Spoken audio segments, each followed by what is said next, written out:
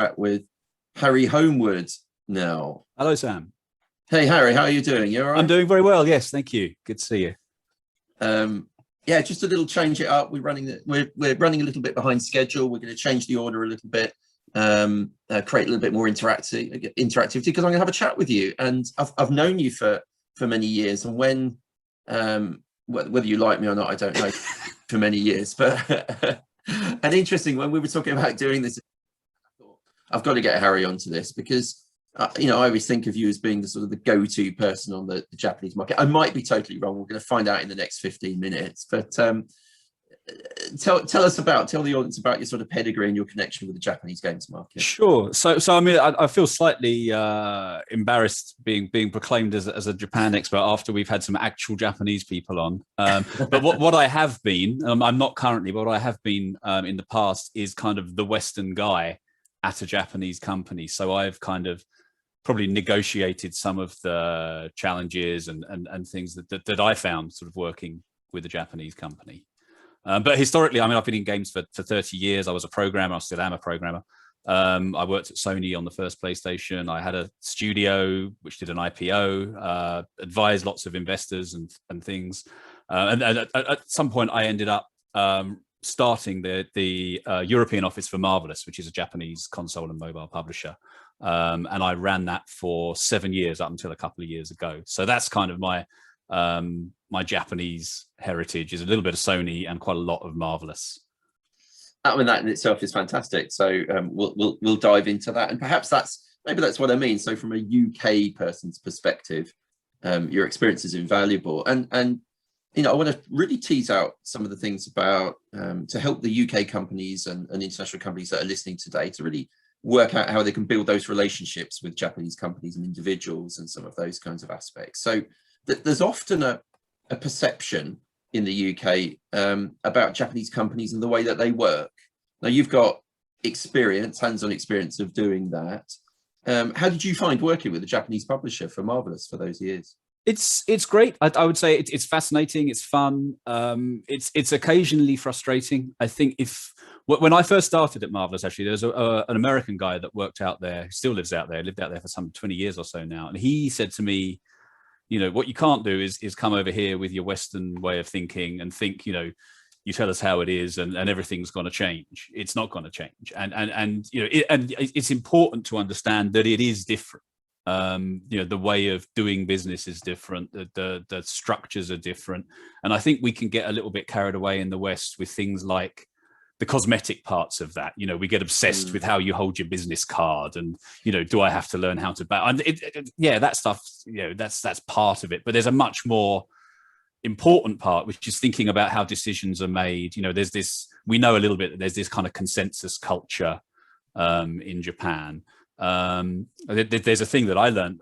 I don't think anyone mentioned it to me for some years, but they have a system in Japanese companies called a ringi system, which is historically what it meant is if you were trying to do some kind of business, then all the different sort of heads of department in the company would need to individually kind of agree that this is something we want to do, and they'd actually put their stamp. And I think the ringi is something to do with the stamp that they would put on the document that's kind of building the consensus.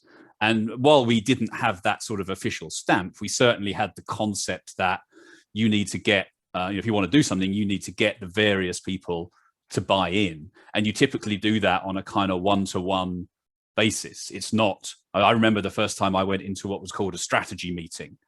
You have a strategy meeting in a Western company. Typically you sit down and you discuss and debate the strategy. It's not really the case in Japan. In Japan, the strategy is pre-agreed before you go into those meetings. And the meeting with everyone in is really everyone's already agreed. And it's almost a slightly ceremonial thing that you're kind of there all agreeing that this is what the strategy is. And so you stumble into that as a Westerner thinking it's got to work in the way that we work, and you can come unstuck. So it takes a long time. And there's all the stuff about nuance. And I found that a really helpful way to think about it was to think of Japan as like Britain times 100. We might not recognize it that much in ourselves, but we have some traits that I think possibly come from being an island nation, possibly from being a nation that, was kind of, maybe a bigger player in the past than it is today. And we have this, there's in Britain, we don't always say what we mean in the way that, for example, someone from the Netherlands or Germany, typically someone from the Netherlands has got a reputation for being a little bit more direct than we are. And there's a certain nuance to the way that we might say things. And there's a degree of reading between the lines. And I think in Japan, there's more of that. So, we're a relatively polite society in that we like to say please and thank you, and we have certain rules, and just think Japan's just got a bit more of that. So I think if you sort of go in thinking, crank your Britishness up, then you're not going to do too badly. That's amazing. I love this idea of having things signed off by people. I mean, maybe that's something we should be adopting. There's certain ways of working, I guess, in Japanese business that we can learn from. I mean, did you improve your own sort of management of business style through immersing yourself in this other culture and bringing some of these elements on board?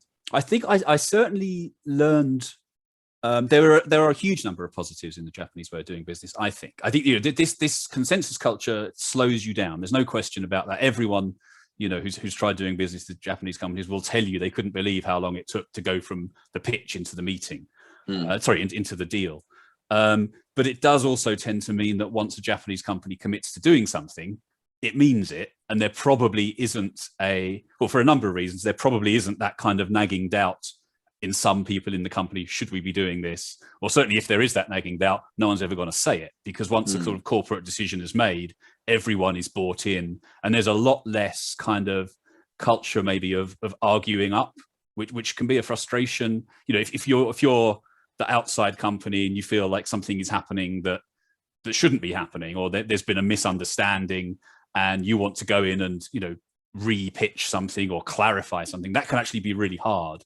Because one of the phrases I used to hear a lot was, that's really difficult for me to do because I'm Japanese. And that would mean it's sort of in order for me to, whether it's go to my superiors and explain that what they thought was the situation isn't the situation. Culturally, that's actually really impossible to do in some situations. And so you can find yourself putting colleagues or business partners into a difficult situation, and you have to kind of accept that. And accept, there are things you cannot say and do in a Japanese business context that perhaps you could if you were working with Activision or something, and so that kind of thing is one of the frustrations. But there's a sort of win-win concept when working with Japanese companies that I find incredibly refreshing, from a Western perspective. So I remember when I was first there, sort of coming to my big boss with some deals that I was really pleased with. I thought, I've got us a great deal here. And he was looking at it thinking, the trouble is I can't see how the other guys are going to make much money out of this. And, right. With my sort of aggressive Western mindset, I was like, yeah, brilliant, isn't it? And but that's just not the Japanese way of thinking at all. They're very much long-term. They very much want everyone to do well out of it. And so, they will, I think you can be pretty confident that if you're working with a Japanese company, they're not looking to rip you off. And I think that other countries, other cultures, including the UK, you've always got that kind of, let's make sure the contract's really nailed down, because we don't want any slippery behavior going on. And you're much less at risk with that with Japanese companies, just because of this kind of, everyone is expected to behave honorably and to make deals that are long-term in everyone's interests. And that's fascinating. And that must be amazing for sort of business planning. If you have a partner in Japan, you can trust them to work your products as much as possible, get the best out of it for everyone. But I totally understand. We do hear it's quite difficult to get that initial progress and make that initial deal. So, for instance, we're often told, I say we're often told, often it's just anecdotally, but it has been difficult in the past for Western games to get picked up and released in Japan. And there's always notable examples. People say, look how much Call of Duty sells in the West. It sells next to nothing in Japan. Grand Theft Auto, the same. That's changed recently. But why is there a hesitance, or why has there been a hesitance to pick up Western games? Or should we just look at, more opportunities now? How do you want to talk about this? I think that there's two things. I think, first of all, if you look at the Japanese chart, then you'll see almost every game in there is Japanese, and as some of the previous speakers have said, an increasing amount of Chinese games going in there. But if you look at I was just looking just now at the US App Store chart, most of those games are Western. Very few Japanese games in the top 20, 30 free, premium or grossing, for example. So it's, the games are culturally different. They look different. If one of the things that we were doing at Marvelous was bringing over Marvelous's Japanese console and to an extent mobile catalog, and the audience, not for the sort of Square Enix or Final Fantasy type, Nintendo kind of big games, but the audience for most Japanese games in the West is pretty niche. It's people that identify themselves as fans of anime, that that go to Japanese game conventions, and that's not the bulk of the population. And I think it kind of works the other way around as well, less so in some markets than others. So if you look at like premium mobile, for example, the number one game there, as it is everywhere, is always Minecraft.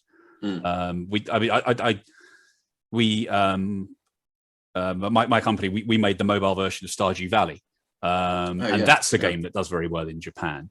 But there's not that many that do. I think Human Fall Flat was a great example of a game doing well there. But Western games generally look more different. If you look at the games as a service, which kind of some of that stuff was pioneered in Japan. Mobile free to play really was. It's one of the reasons I wanted to get involved in Marvelous, is to learn some of that stuff about why were Japanese mobile games so successful there. But there's a lot of work that goes into running a game as a service, and I think that's one of the reasons why there are very, very few free-to-play mobile games that are non-Japanese in the chart, or certainly non-Western, non-Japanese or Chinese in the chart, just because it involves a lot of work and a lot of money to make those games work. But it is. It is the case that Japanese consumers, I think, increasingly, when they're presented with Western games, do often enjoy them and will embrace them. But I think there is this problem that Japanese publishing companies, there is kind of Japanese game. I remember when I first went there 25 years ago, that I was introduced to this word, I think it was yoge, they called it, which was a slightly disparaging word that meant Western games. And it was kind of, I think it was born of, there was, the sort of Super Nintendo era, quite a lot of low quality film tie-ins and that kind of thing from the West that got shoveled over to Japan. And that really damaged the reputation of Western games. And I think there's been a long, slow climb out of that. But they are still, a little bit like, I guess, foreign films here, are viewed as just slightly more niche. And I think that one of the aspects of Japanese business culture that is it's probably it's more difficult for someone in a Japanese company to sort of go out on a limb, because of this consensus culture. You're less likely, in the West, if someone comes to a publishing company with a game and someone there just thinks this is the one, they might become a real champion for that game and bang the drum and go around and annoy everyone until that game gets signed. And that's a lot harder in Japan. No one really wants to be the person that is, you don't want to be the person that's wrong. And you also don't want to be the person that is, a thorn in other people's side, or just seen to be sort of outside of the consensus culture. So that can make it difficult, to get that champion that's pushing your game through. And I think there's also the fact that, as a couple of the other speakers have said, we've I think in Europe been slightly lulled into this sense that people in other companies can speak English. Because you go to a conference in Europe and everyone's speaking fluent English, and as native English speakers, we're incredibly spoiled by that. And it's not the case in Japan. A lot of people do speak English. A lot of my colleagues spoke very good English, but by no means all. And so a lot of the time in a Japanese company, you've got a division which has a lot of the people that speak English in it, and it's called the international division. And so you will be routed to there as an English speaking approach, but usually the decision-making power isn't there. So what happens is those guys have then got to communicate on to the rest of the people, and you're always a little bit sort of outside. You'll be seen as a bit of a curiosity, and you probably won't be anyone's main priority. So I think what's happening more and more is you're seeing companies like who's going to be up next, Shintaro's company, Chorus, where you've got people that understand Japan, often Japanese people or people with who speak Japanese, who founded these companies in the West that can cross both cultures, that have the understanding of both. And I think they're often doing better than trying to approach a big Japanese publisher over there, where you're probably going to be kind of sidelined as a bit of an oddity. And then obviously, it's increasingly easy for us to publish everywhere. Yes. So I think you're seeing more and more people going direct and working with companies like Meg's company to, you don't necessarily need that Japanese publisher to do business directly with Japanese consumers anymore. And I think in some cases you're better off not going through a Japanese publisher. That's interesting, because you've covered my next question about what you do on page one. You've referenced use of local PR companies here that have expertise and knowledge, and Shintaro, as you said, next from Chorus, who's our next speaker. So that should be fascinating to do that. In which case, I'm going to skip that question, and really, it's more a question about you, Harry. So, what are the next steps for you in your business life? Where are you going next? Well, I've got sort of fingers in a few pies. So been Stardew Valley has been huge for us. And that's well, my hope for this year is we finally get that game released in China. But China's a bit of an unknown quantity, because you're kind of at the whim of the authorities about when you can release games there. Yeah, the barcode approval, the great barcode indeed process. Yes. And I have a couple of things brewing. I'm actually also lecturing. I'm lecturing in computer science and game development at Norwich University of the Arts, which is enormous fun. I'm spread across a few things. I consult to companies on game strategy and finance. Watch this space, I would say. Amazing. And talking of watching this space, the other thing you've absolutely nailed, if you don't mind me saying, is the backdrop on Zoom. I mean, there's been an increased amount of talk in the industry about, how do you look professional? I'm not going to show you my background. Obviously, there's like dartboards and posters and stuff up on my wall. But, there's been a push to have more sort of sets of books and making yourself look a little bit more highbrow. You've gone full cool guitars, haven't you? That's very kind. I'm slightly embarrassed about it, because I feel a little bit like some old progressive rocker with it. They're there solely to stop my dogs knocking them over, which they used to do when they were on the floor. But if I move the camera anywhere else in the room, you'll see that it's nowhere near as professional looking as it may. No, let's just leave that image. It's cool. We'll go for that. And I really appreciate your time today, and unique insight, I think, on the way that UK companies can work with Japanese. So really appreciate your time. Thank you. Thank you for having me.